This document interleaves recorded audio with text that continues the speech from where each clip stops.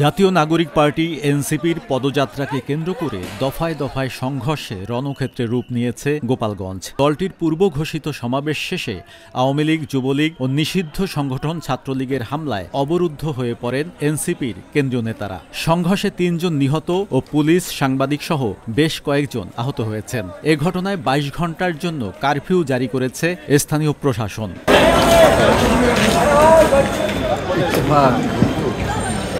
জানা গেছে, বুধবার দুপুরের পর শহরের পৌর এলাকায় সমাবেশ শুরু করে এনসিপি। বিকেল ৩:৩০টার দিকে সমাবেশ শেষ হওয়ার সঙ্গে সঙ্গে একদল সশস্ত্র ব্যক্তি নেতাকর্মীদের ঘিরে হামলার চেষ্টা করে। তারা চারদিক থেকে এনসিপির নেতাকর্মী ও পুলিশের গাড়ি আটকে দেয়। পুলিশ ও সেনাবাহিনীর সদস্যরা সাউন্ড গ্রেনেড ও ফাঁকা গুলি ছুড়ে পরিস্থিতি নিয়ন্ত্রণের চেষ্টা করে। এনসিপির নেতাকর্মীরা এ সময় অন্য দিক দিয়ে গাড়ি ঘুরিয়ে ঘটনাস্থল ত্যাগ করে। এ সময় এনসিপির কয়েকজন কেন্দ্রীয় নেতাকে সেনাবাহিনীর এপিসি গাড়িতে আশ্রয় নিতে দেখা যায়।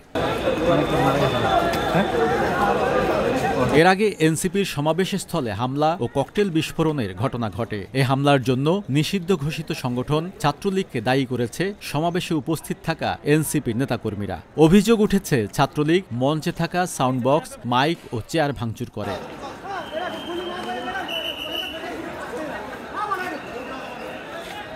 এর আগে বুধবার সকালে এনসিপির মার্চ টু গোপালগঞ্জ কর্মসূচিকে কেন্দ্র করে উত্তেজনার মধ্যে ইউএনওর গাড়িবহরে হামলা, পুলিশের গাড়িতে ভাঙচুর ও অগ্নিসংযোগের ঘটনা ঘটে। এ ঘটনায় পুলিশের ৩ সদস্য আহত হন। এদিকে জেলার বিভিন্ন স্থানে নাশকতা ও পুলিশের উপর হামলার ঘটনায় কয়েকজনকে আটক করেছে সেনাবাহিনী। বর্তমানে থমথমে অবস্থা বিরাজ করছে। নয়ন মুরাদ, আয়না টেলিভিশন।